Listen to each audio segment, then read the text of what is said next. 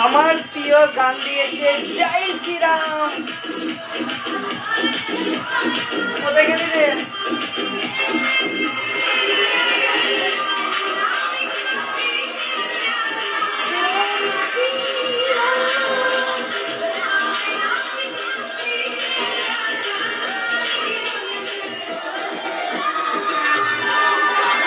जय श्री राम भारत का बच्चा बच्चा, भारत का बच्चा बच्चा जय जय श्री राम बोलेगा।